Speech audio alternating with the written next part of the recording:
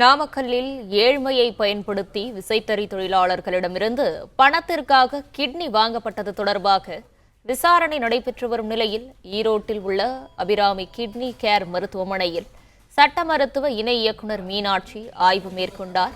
Dialysis தவிர அறுவை சிகிச்சைகளை செய்யக்கூடாது என அவர் உத்தரவிட்டிருக்கிறார். இதுகுறித்தான முழு விவரத்தை வழங்கவிருக்கிறார் செய்தியாளர் ரவிக்குமார். விவரங்களை வழங்கலாம். வணக்கம்.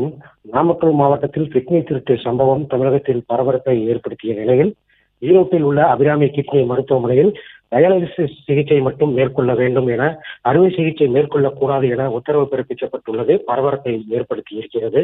நாமக்கல் மாவட்டம் பள்ளிபாளையம் பகுதியில் கிட்னி திருட்டு சம்பவம் பரபரப்பு ஏற்படுத்திய நிலையில் சம்பந்தப்பட்ட கிட்னி தரகரை போலீசார் தேடி வருகின்றனர். இந்த கிட்னி விற்பனை தொடர்பாக மாநிலம் முழுவதும் பல்வேறு மாவட்டங்களில் தனியார் மருத்துவமனையில் சட்ட மருத்துவ இணை இயக்குநர் மருத்துவர் மீனாட்சி ஆய்வு மேற்கொண்டு வருகிறார். இதன் தொடர்ச்சியாக ஈரோட்டில் 2 தினங்களாக ஆய்வு மேற்கொண்டு வரும் அவர் அபிராமி கிட்னி கேர் மருத்துவமனையிலும் ஆய்வு மேற்கொண்டு வருகிறார். அவர் மேற்கொண்ட ஆய்வின் அடிப்படையில் ரத்த சுத்திகரிப்பு, டயாலிசிஸ் சிகிச்சை தவிர வேறு எந்த சிகிச்சையும் மேற்கொள்ளக்கூடாது என தமிழ்நாடு மருத்துவ மற்றும் ஊரக நலப்பணி இயக்குநர் மருத்துவர் ராஜமூர்த்தி உத்தரவிட்டிருக்கிறார். தொடர்ந்து கிட்னி விற்பனை குறித்து நாமக்கல் மாவட்டம் பள்ளிபாளையத்தில் பகுதியில் தொடர்ந்து சுகாதார குழுவினர் விசாரணை மேற்கொண்டு வருகின்றனர். இந்த நிலையில் ஈரோட்டில் பிரபல மருத்துவமனையில் விசாரணை மேற்கொண்டதில் டயாலிசிஸ் சிகிச்சை தவிர்த்து வேறு எதுவும் அறுவை சிகிச்சை செய்யக்கூடாது என உத்தரவு பிறப்பிக்கப்பட்டுள்ள சம்பவம் ஈரோட்டில் பரபரப்பை ஏற்படுத்தி இருக்கிறது.